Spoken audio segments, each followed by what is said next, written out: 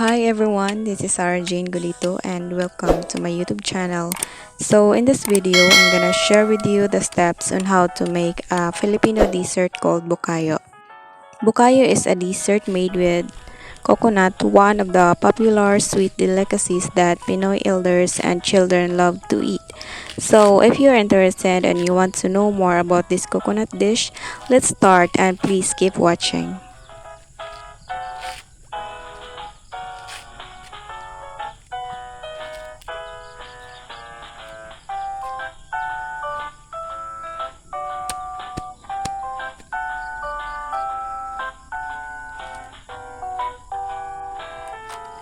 I choose matured coconut or kung sa Bisaya pa sino nga lubi.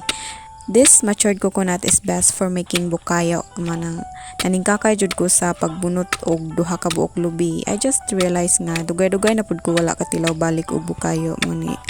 Mao ni isa sa pinaka favorite na ko nga candy way back elementary days. So sa mga batang 90s just like me, makarelate jud mo.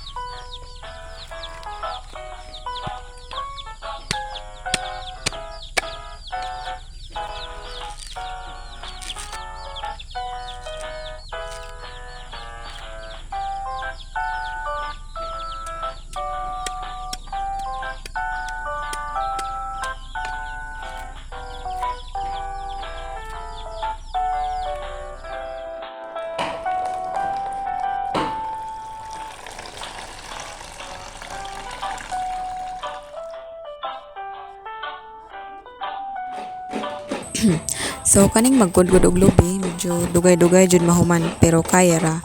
Enjoy man sad and at the same time dang exercise na pud sa kamot ba.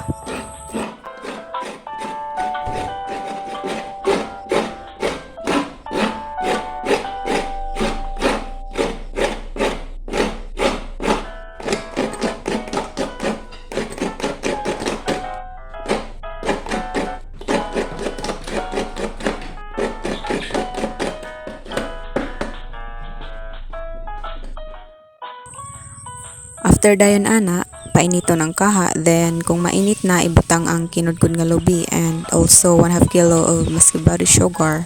Dayon i-mix for 15 minutes. Di jud lalim ning kita pay nag-ugkay, din kita pay nag-video, ag resulta murag luhag jud tan-awon ang video. Struggle is real ba, pero okay ra, maklaro man sa, di ba?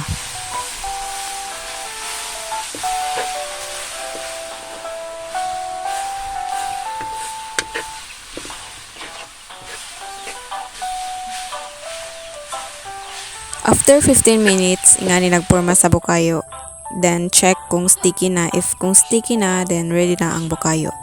So sa pag-form sa bukayo, kailangan medyo init-init pa kay kung ug mabugnaw na, dili na mahulma.